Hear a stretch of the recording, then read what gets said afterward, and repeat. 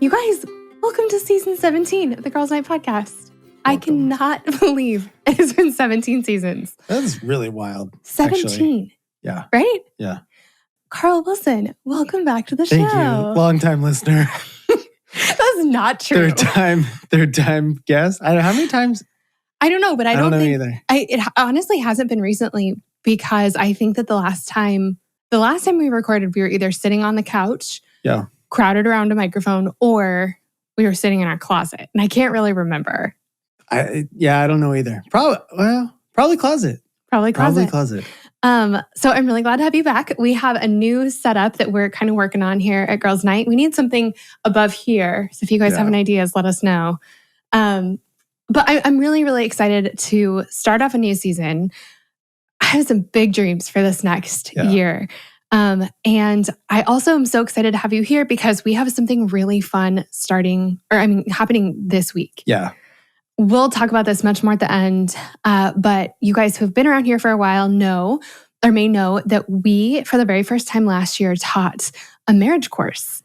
And it wasn't technically a marriage course. It was more like a marriage prep course, right? Yeah, it was primarily we originally thought it was going to be for people who were engaged or about to be engaged and kind of heading into what it looks like. And it would be all things, here's how to do engagement well, here's how to plan, your wedding, a lot of like mix of practical, but also all of the other things that go into that, how to make the most of this time together and also as an individual before your wedding. And it was awesome. We loved the couples that we got to meet. We had like 50 couples join us, which was really, really cool. The thing that we ended up loving the most, Carl offered this to the guys at first, and it was like one-on-one calls with him. And he would come out after doing a call with one of the guys. The girls and I planned initially to do a Facebook group.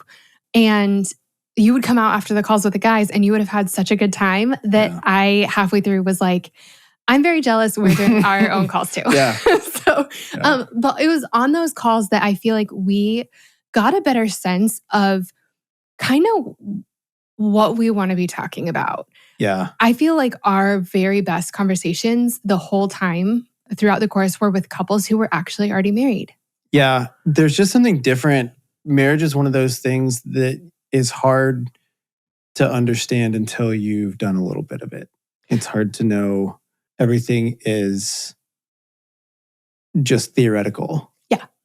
And that gives it a different context when it's not theoretical anymore. And it's actually, the conversation changed from just, for example, if you're having a fight about, or if you have a fight about this in the future, these are some things to think about, to we're fighting about this right now.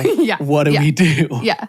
And so anyway, that we have changed the name of the course. It was called Tie the Knot, but since it's really more geared towards couples who have already done that, we're calling it the Marriage Starter Kit.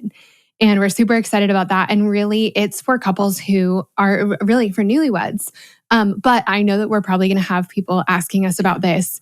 If you are engaged or if you have been married for however long, or if you're seriously dating and the stuff that we're going to talk about sounds like it's something like, it sounds like a conversation you want to have right now, you're totally welcome to join us. But really, this is helping couples lay a foundation in their first couple of years of marriage. And we'll talk about it later. But anyway, that is why it's not that it's not for people who are engaged or about to be engaged. We just want to kind of shift the focus a little bit away from specifically the event and single day of a wedding and more into the beginnings of a marriage. And so when we say newlyweds, that's kind of up to you all to decide if you are that.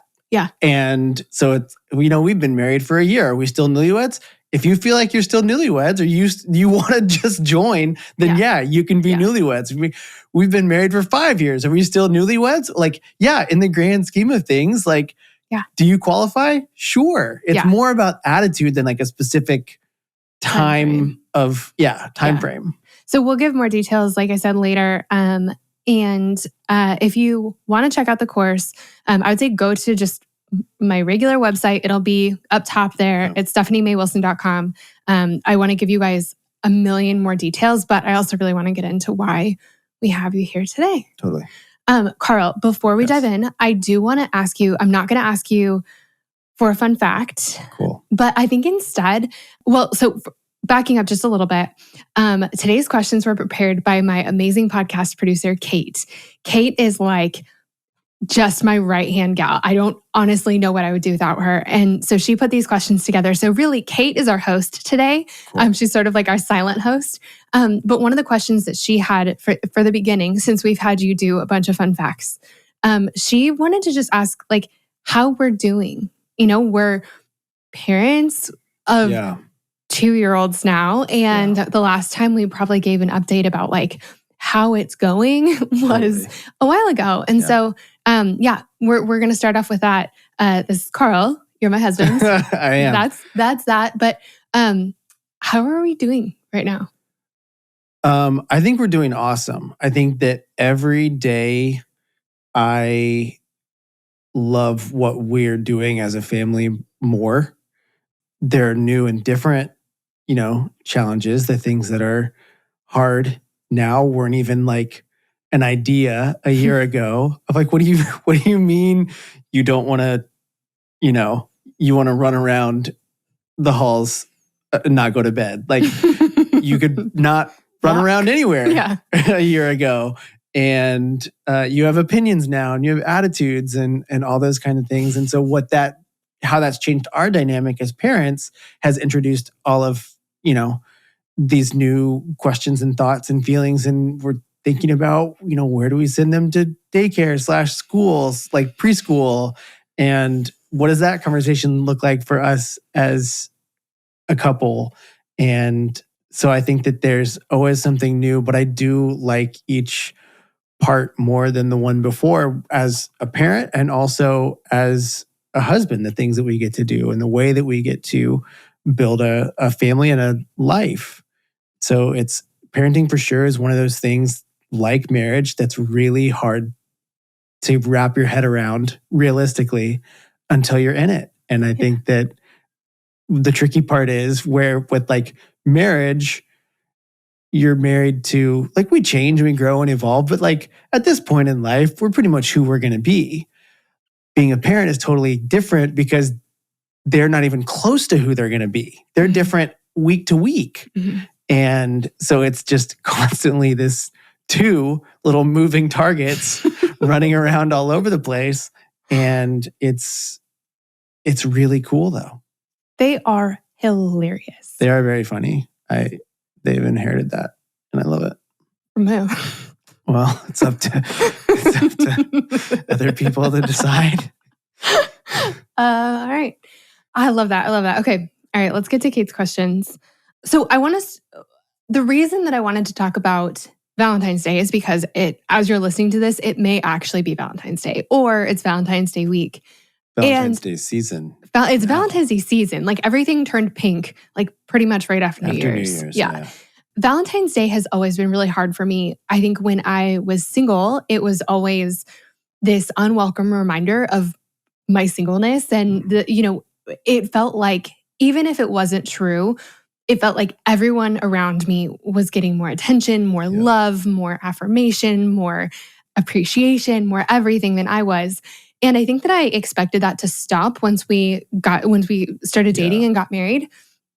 But I think that the Valentine's Day conversation changes as you get married or as you get into a relationship, because all of a sudden because the comparison piece doesn't go away. Right.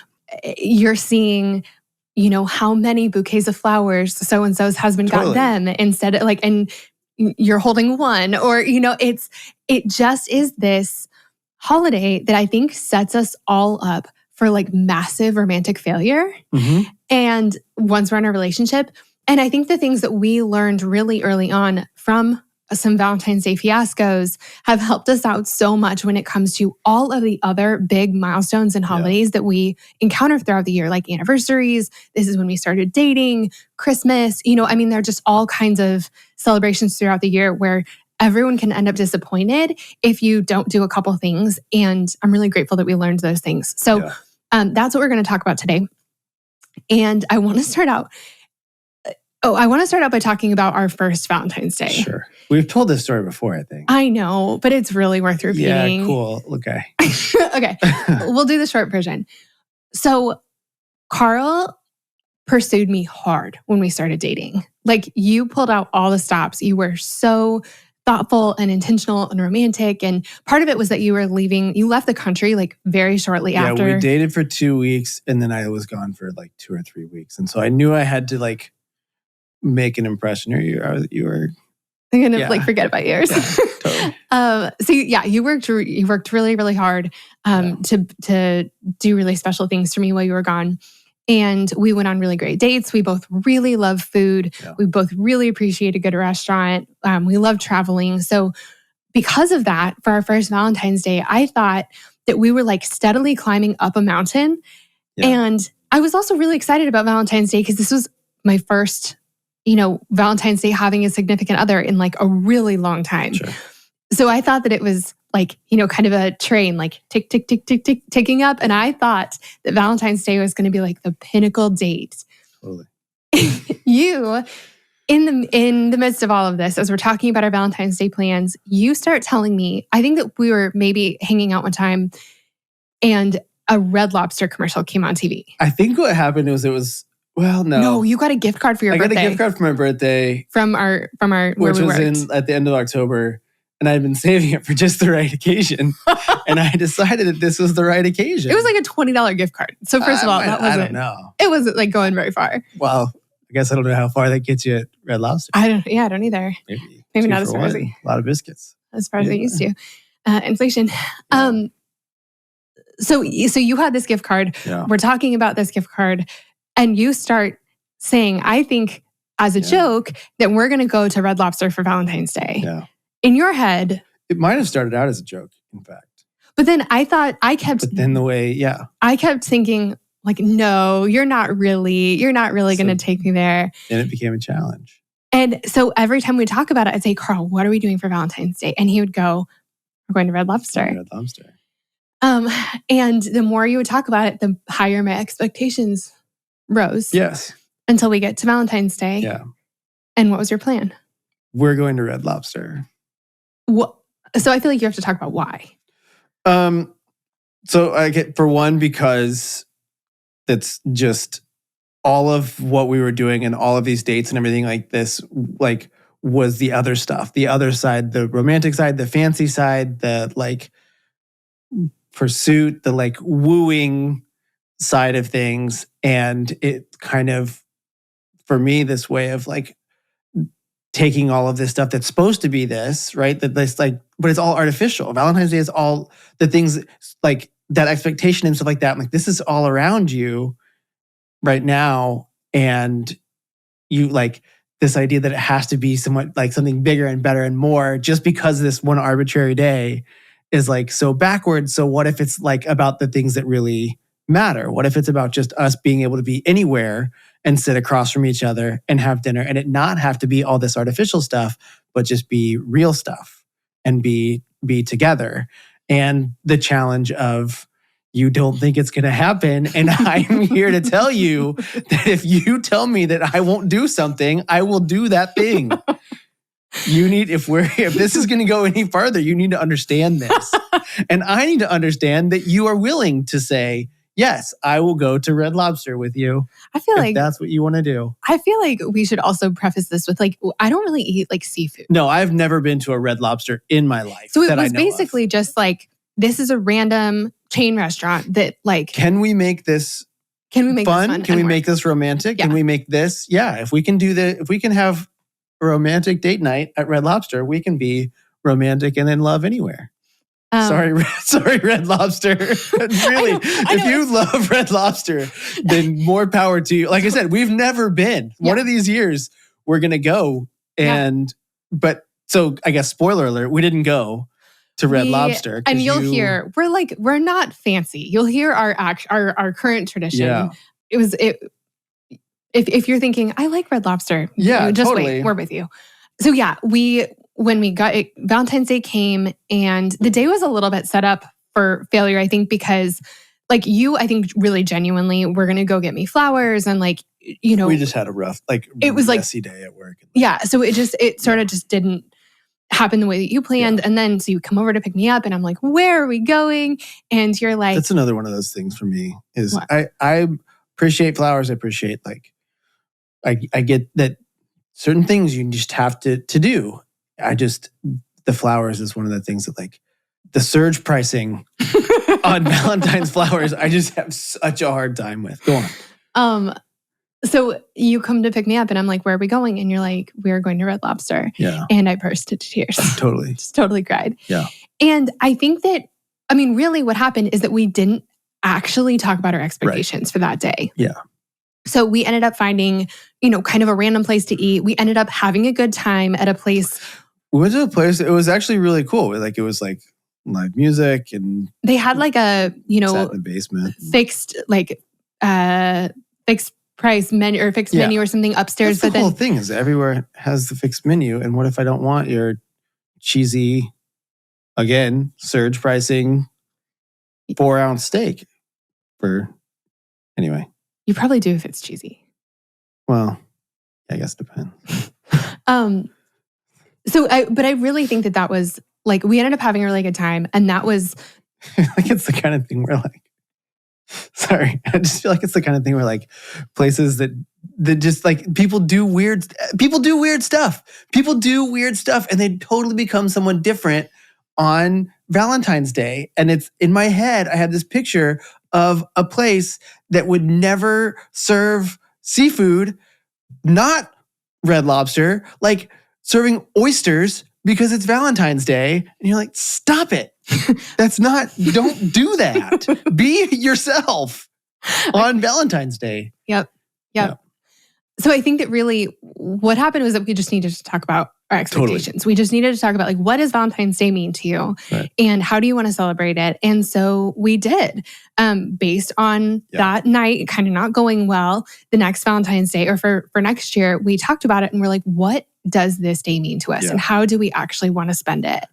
And what we decided was you do get me flowers every year, which we can talk about for this year. It's fine. I pick them out of the neighbor's yard. I don't. I feel like you said that so quietly. I really hope someone I really heard. Don't worry about it. He said, I pick them out of the neighbor's yard just for reference. So you do give me flowers. And we decided that instead of it being like bigger and better every year Valentine's Day gift, we decided to give it a category.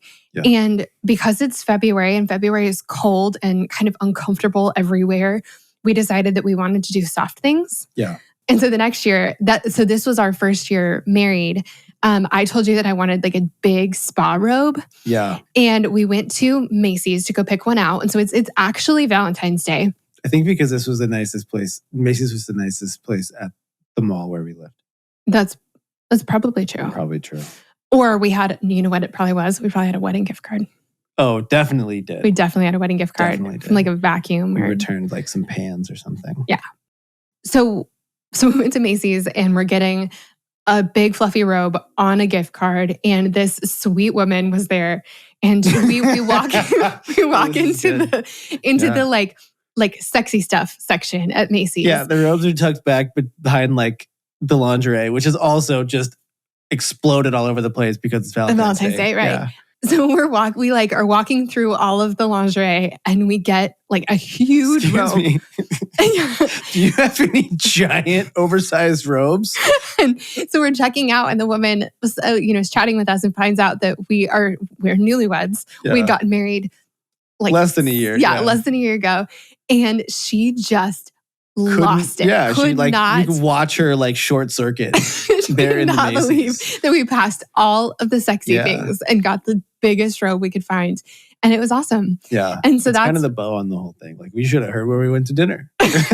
Well, so what we decided for dinner is on the gift card, it was not just for Red Lobster; it was for like Red Lobster and the whole suite, like Red Lobster group. And so we decided that, we're not big Red Lobster people, but we are like really pretty serious Olive Garden people. Oh, gee. And so that became our go-to. Yeah. So on Valentine's Day, we go to Olive Garden and we buy each other soft things. And you can't even make reservations at Olive Garden, which is like kind of rough. Fight it out. And that is our Valentine's Day tradition now. And that's kind of how it came about. Yeah. So it's this combination of like this part of who we want to be and how we want to be together that goes back to that initial Valentine's Day and what was important to both of us in that time. That like after we talked about it and had the conversation, you were like, I just want to know that we're doing something thoughtful and intentional and that there's a plan here and that it's special to you because this is special to me. And the same, I was like, yeah, I want it to be special too, but I want it to be our kind of special. I want it to not have to be this copy paste of all of this hype and commercialism. And I'm not like, I get it. It's my whole job is like commercialism, but like, I get like, I just in the same way want it to be something that is special to us. And there's so much pressure. I think this is a part that people don't necessarily understand is that like for all of the expectation that I feel like some people have, a lot of like women are just fed this whole world of expectation and then everything has to be better. And this comparison, the like mirror of that on the guy side is how can I ever get it right?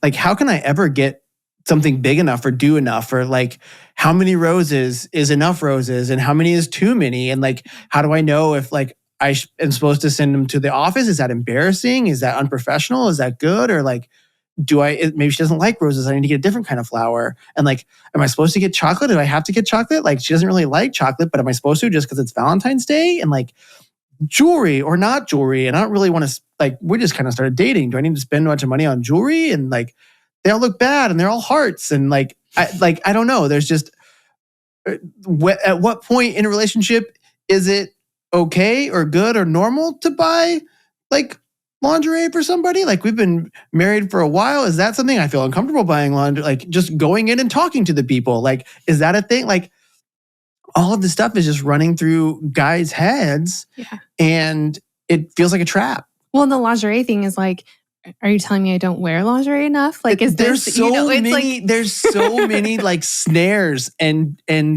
pitfalls and places to go wrong and to screw it up. And so often I think it's not that guys don't want to be romantic. It's that the idea of what it looks like to be romantic is so distorted that it's impossible to put anything personal behind it, I think, for a lot of guys. And women too, I think. What does it look like for a woman to be romantic? Like, how does that work? Totally. But those things that like, yeah, I just think that it happens all the time. This is not new stuff. This is like year round. And that's kind of the point, right? It doesn't have to, you don't just be romantic on Valentine's Day and that's the one day you cash in we're like really in love card. And then the rest of the time is like all downhill until you get back to February. Like, no, I think what we're trying to get at, what we tried to understand is like, help me understand what's important on these particular days. And then most of our energy can go to making the other days really like meaningful and being romantic in real life, not in, hyped up Valentine's life. Yeah, I love that. And I really love our tradition now because it takes a lot of the pressure off. I'm not buying you like, I don't know what it looks like to be romantic for a guy because there are less commercials about that. Totally. It's like, I'm not going to buy you jewelry. It seems weird to buy you flowers. And I don't really like the chocolates that come in the heart-shaped boxes and are filled with like the weird green and pink goo stuff. Mm-hmm. Like, if you do, let me know. I'll get you some. Totally. It's so having a category, like this is what we get for each other. Maybe it's like a book. Maybe it's, or maybe it's, we do this a lot. We forego like physical gifts for experiences a lot. Yeah. And so, we'll go like, please don't buy me whatever. For me, I always want a plane ticket. Like just, or the promise of one, it's let's plan something, let's do something, or let's go to a really nice dinner. I'd rather have that than like most things Right. usually. But I think the point is like, there aren't any rules. We get to decide. But if we don't decide, and if we don't decide together, we're setting everybody up for failure. Right. I think one of the fears, and I want to hear just what you have to say about this, when it comes to all of the things that fall under this category of like special, romantic, whatever. Yeah. It's not just Valentine's Day. It's like date nights. Like who plans them? What are they? Mhm. What do we do? And I think that's a really common place to feel like you're failing as a couple at some point. It also like Christmas and birthdays and different things. I think that there's this feeling that it's not romantic if you have to tell someone what you want. Right. And I just want to hear what you have to say about that. Well, I think that if you want people to have the ability to be creative and you want somebody to have the ability to like dream a little bit, boundaries actually help. Boundaries are actually super helpful. Like some guidelines are really helpful in helping people eliminate all of the options and focus on how do I make something meaningful out of a few like choices that I have. And so it doesn't have to mean that you, and this is part of the conversation, to go, I don't want to know all the things. Or if you do, I want to know all the things. I don't want to be surprised. I want us to talk about this so I know that we're on the same page. Like, cool, that's a choice. It's also a choice to say, you know what, here are some options.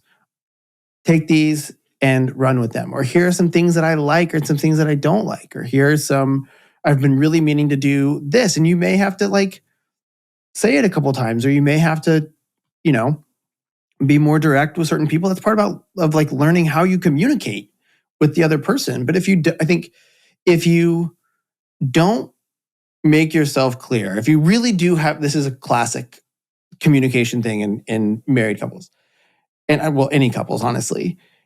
If you have a preference, but you don't state that preference, you don't get to be mad if that preference doesn't like get honored.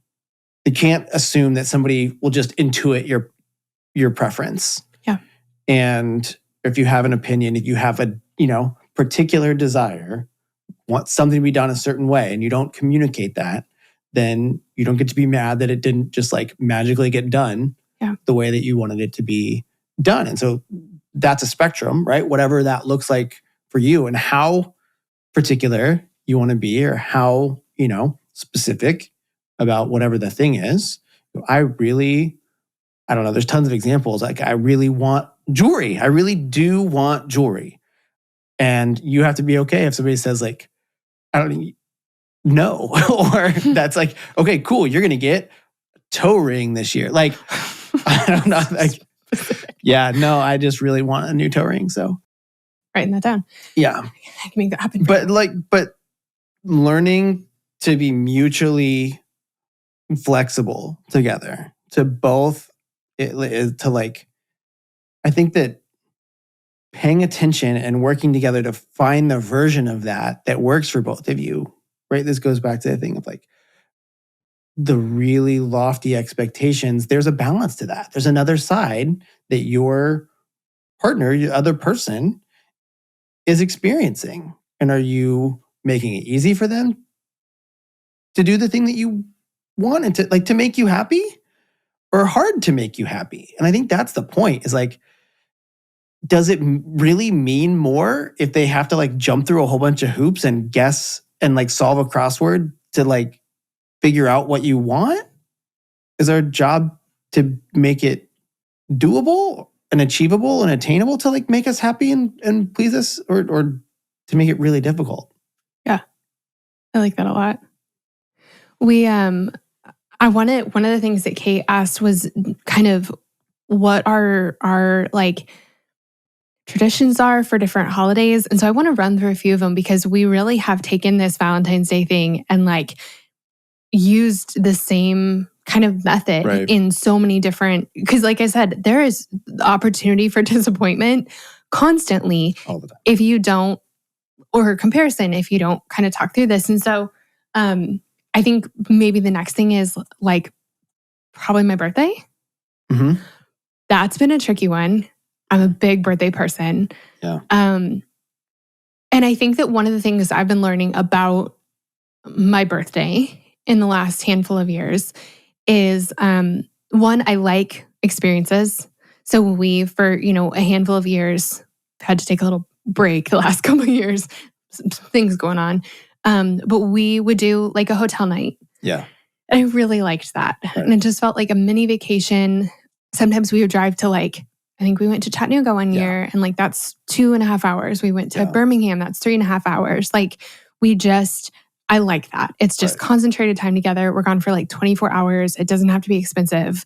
But it makes me feel special. And but that's a really good example of that flexibility, on that mutual flexibility of I really want to do, I want to do something new. I want to go somewhere new. And sometimes that's, okay, we're going to go to a hotel here and find way. And then it's okay, I don't have to think about all the million things we could do. I just have my criteria is, are we going to go somewhere new and is it going to feel new and special?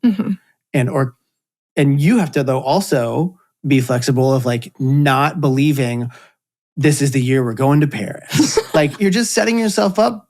And I don't mean that in a bad way, but it's the same thing, just the introspective version of am I making myself easy to please? Right? Mm-hmm. Am I approaching this with an attitude of I need to be impressed? Or am I approaching this from with an attitude of I am easy to please? I'm gonna join my partner in making this great. Yeah, I really like that. So that's kind of what we started doing a couple of years ago. Yeah. And I think that there are times for, let's go to Paris. And if you ever want to surprise me and take me to Paris for my birthday, you know that's totally welcome. Aware. Totally. But I mean, also, we just haven't been in that place for the last. Yeah. It's not that it's not, I'm not trying, don't hear what I'm not saying. Of I'm not trying to lower the bar for the sake of lowering the bar and setting low expectations because they're easy to meet.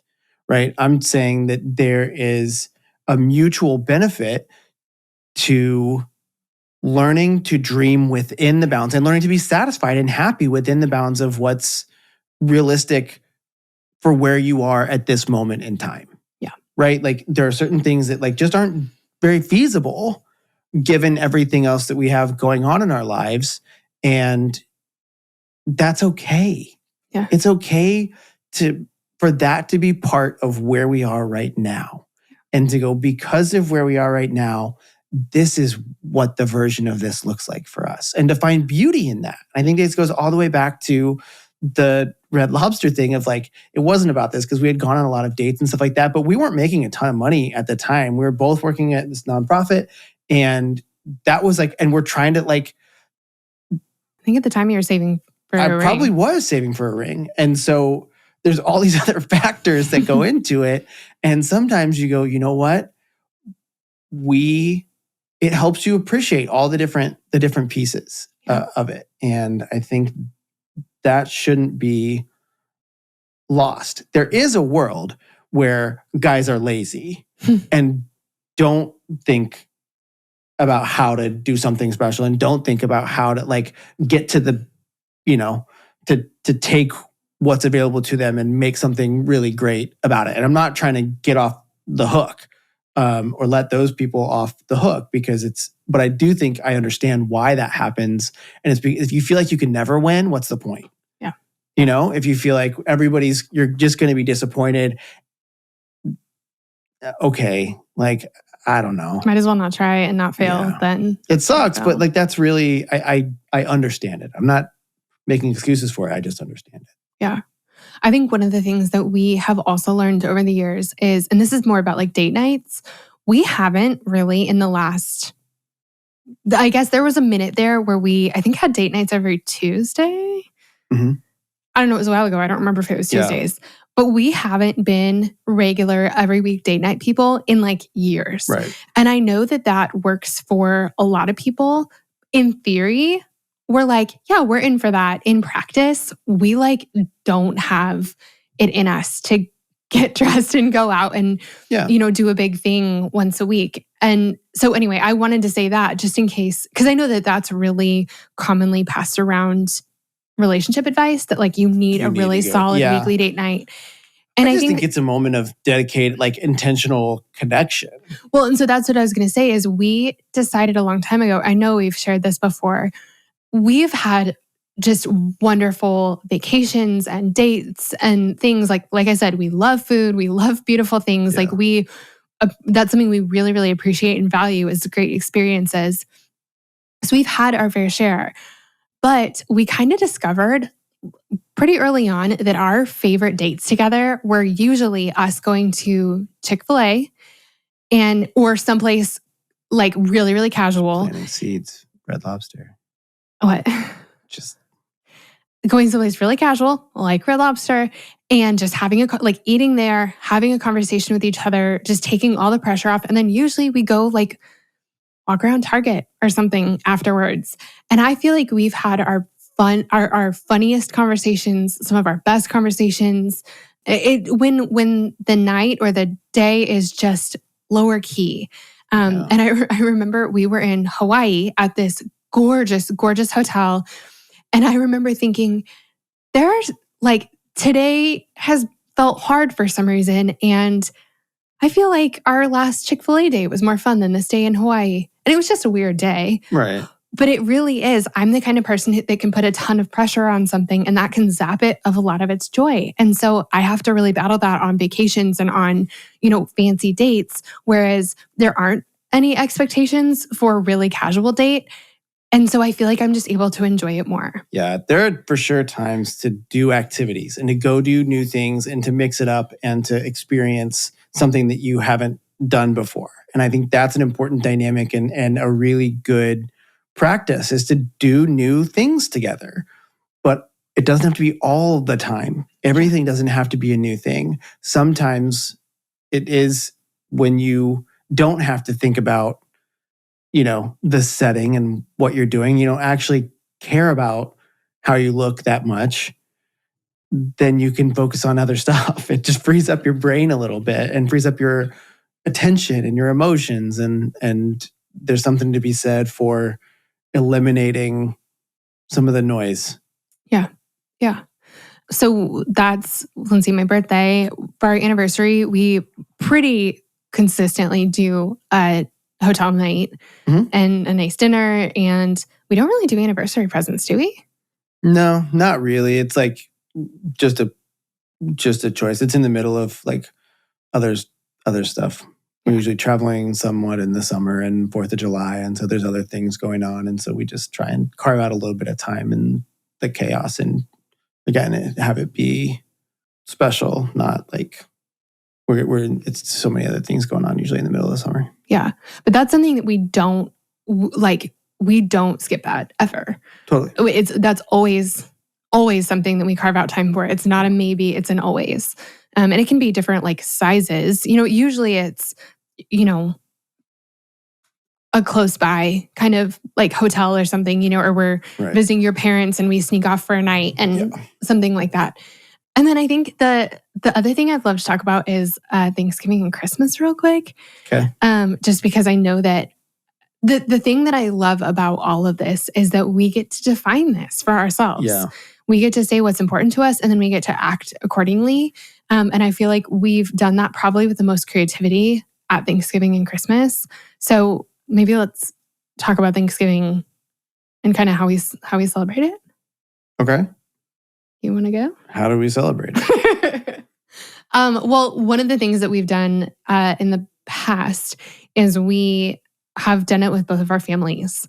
You guys were so gracious to invite my family out from Colorado to come and spend Thanksgiving with you in Indianapolis. And so it made our Thanksgiving huge, but that's a really important holiday for you guys. It's been one that my family hasn't really loved my grandparents, my dad's parents lived in Colorado with us or by us. And so we always celebrated Thanksgiving with them, but they passed away when I was pretty young. And so then it was just us at Thanksgiving and I didn't love that. Yeah. And so I think if it were up to me, I probably would have just skipped Thanksgiving.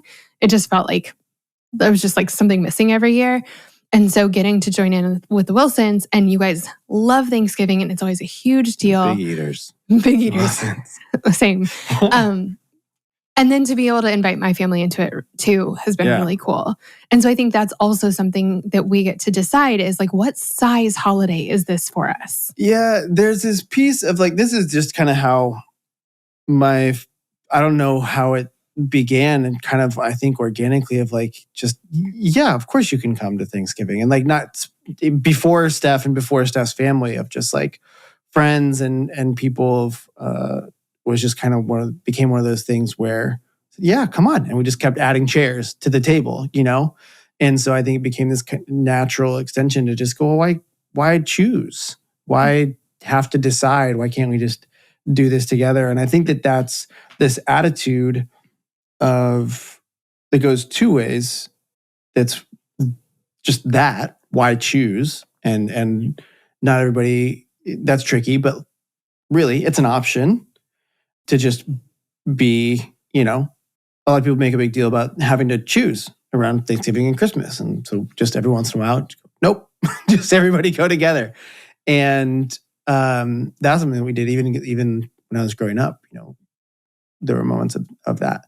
But also it's one of those places where I think we just get into, whether it's traditions or just habits or just the way that things have always been done, we forget that we can do it differently.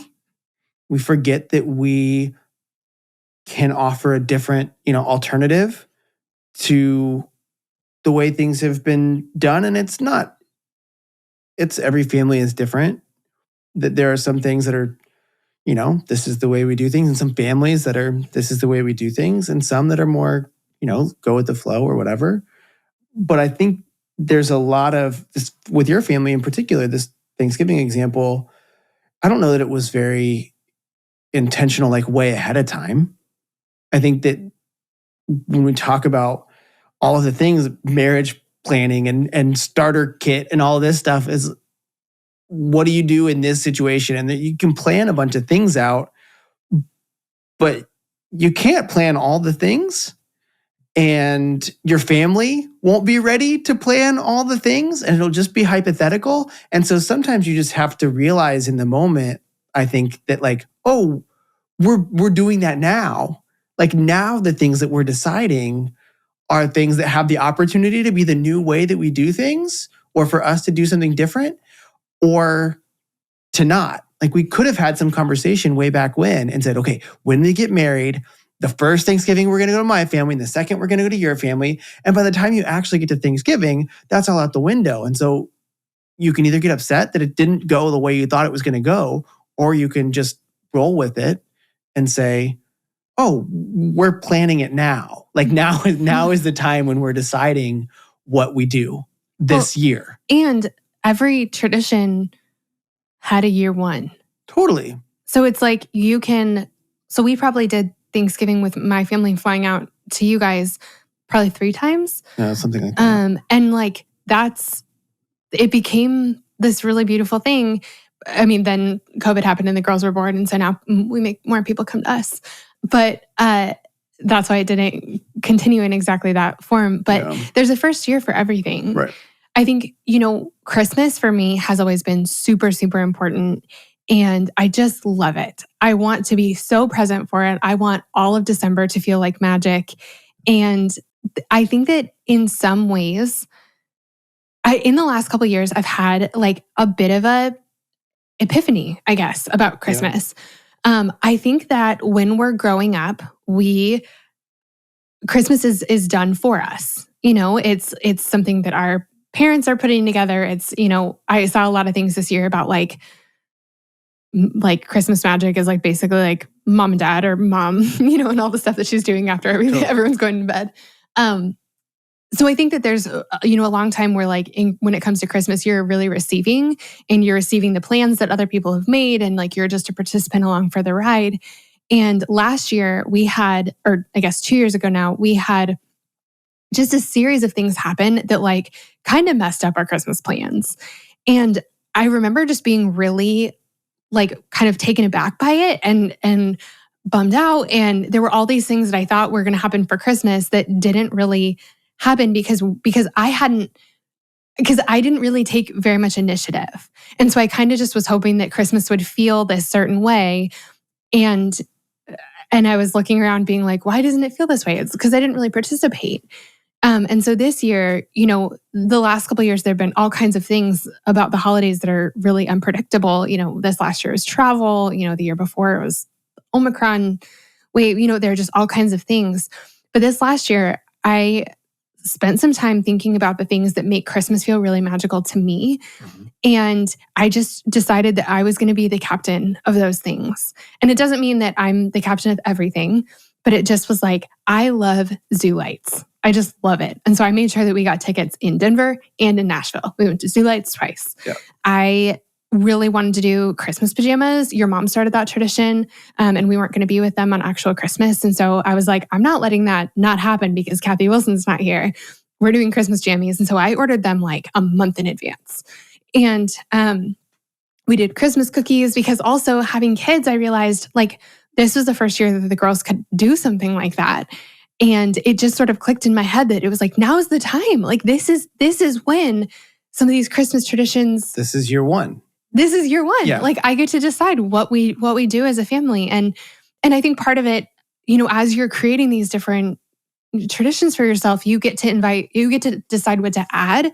You also get to decide what to toss out. Like we didn't do any ornaments this year because we were like, we have two 2-year-olds. Like nobody wants to play that game. And so we just didn't put up a single ornament. But we did all kinds of other things. And so I think that was just really empowering for me this year to decide that not only do we as a family get to make our own traditions, but me as Stephanie, I get to make traditions even just for myself. Like I can say on my birthday, I start the day by taking myself here or by deciding that you and I are going to go here. I can make those decisions, but that also I get to set that tone for our family in a lot of ways too. And then we get to also as a couple. Yeah. Last question. What happens if you and your spouse have like different opinions about how a holiday should be spent? Like if it's really important to me to do Christmas at my parents' house and it's also really important to you to do Christmas at your parents' house, or if I think Valentine's Day should be celebrated with a brand new piece of jewelry every year because that's what my parents did or something. Right. No, that's not true. And then you think Valentine's Day is stupid. Also, not totally. A little true. Not totally true.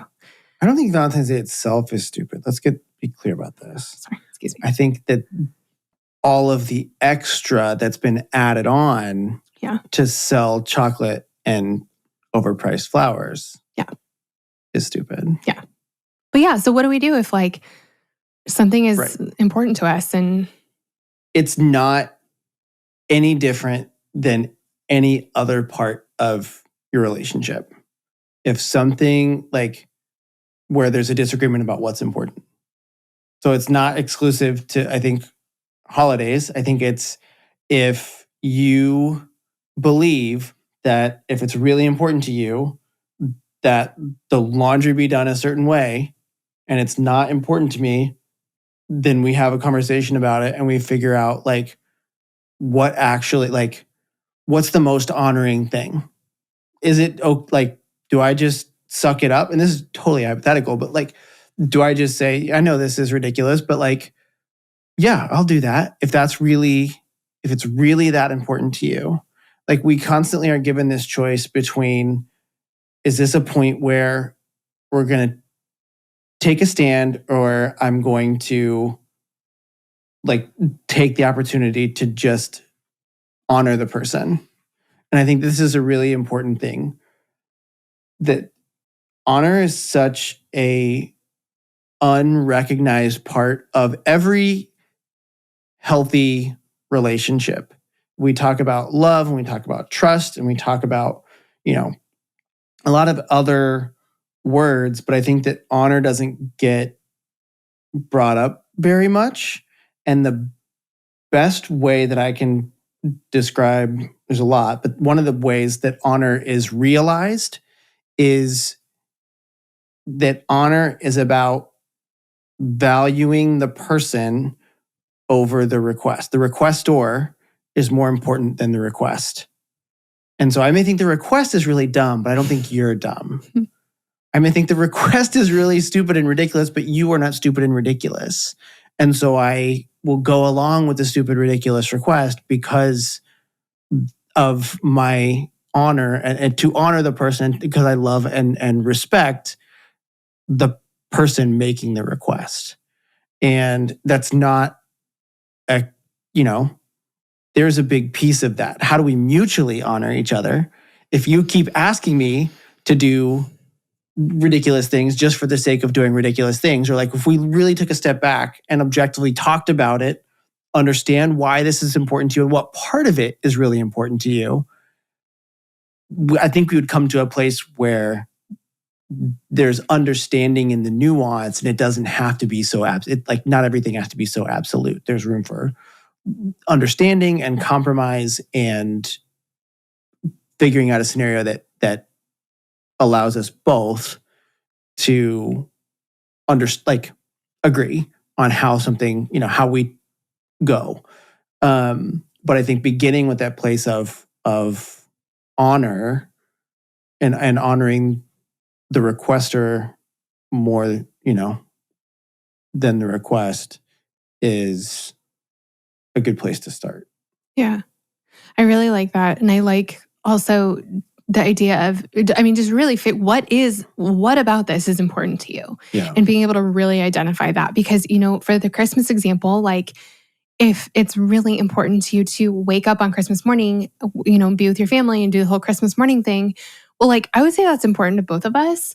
We have for years just done more than one Christmas. Right. And I couldn't tell you on any given year, we usually swap between families. We'll do one family leading up to Christmas, and then we'll do Christmas morning with them. We usually fly on Christmas, like in the afternoon or something. And then we'll do like second Christmas the next day.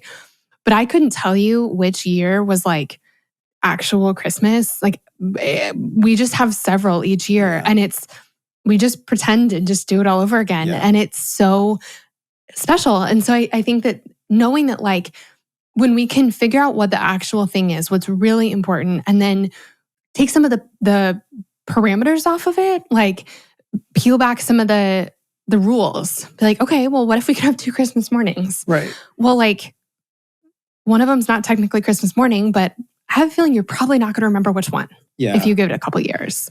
And you get to decide. You get to decide whether that's a deal breaker for you or not. Or you can decide, having 2 Christmas, each of us having Christmas morning with our families is important to both of us.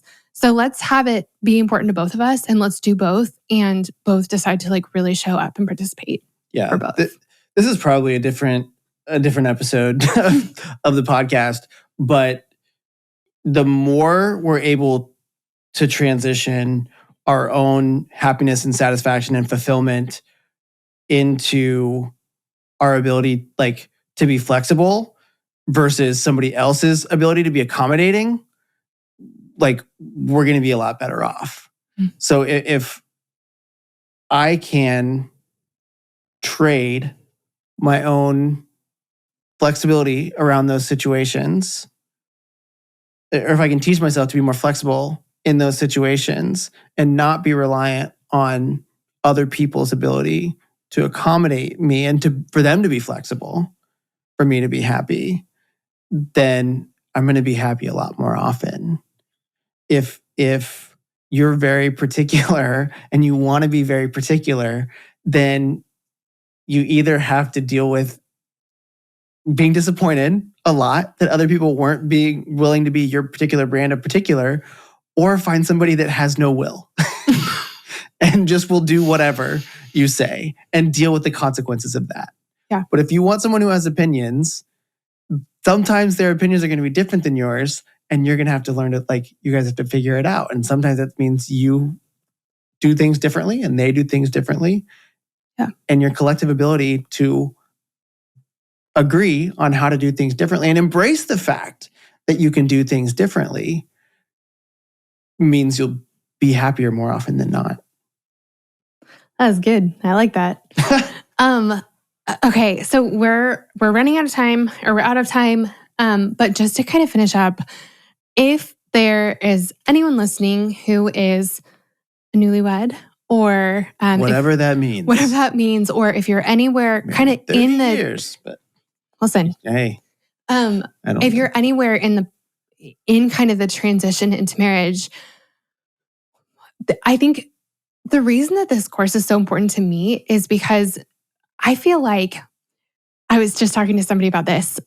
When you're engaged, everyone's in your corner and everyone's asking you questions and giving you advice and talking to you and you just are so not alone. But it's like kind of as soon as you get married, it feels like people sort of forget about you or just sort of move on or don't know what questions to ask you. They say like, "So, how's married life?" And you get to decide whether you say it's great or whether this is the moment or the person that you want to talk to about something hard that may be happening. I know that for a lot of couples, they're like, this is good. I'm like, this is good. It's going well, I think. I mean, I don't totally know what I'm doing or we don't know what we're doing, but we think it's going well. And, but we don't know what to base that off of. Or we're kind of struggling in a couple ways, but it seems really early to decide to sign up for like full on counseling. Like, is it too early? I don't know. There just isn't a lot for couples after you get married. And it is an enormous life transition, like one of the biggest transitions you ever go through in life. And just over the last handful of years, it has just not sat well with me that we just leave. Like there's premarital counseling, but there's not, after you're already married, let's give you a hand through this. And I just think that that's really needed. And so that's why we created this course. And if you think it sounds like it's up your alley, we'd love for you to join us. Yeah. There's a lot of people who don't have access to premarital counseling or in a way that's meaningful and will connect with them. I think, like we said before, that even if you do, it's not going to hit the same because you've never done it before. You've never experienced a lot of the same things. And so that transition from, well, if this happens then is versus this is happening, now what is really meaningful and is why we think that this is really important because it's not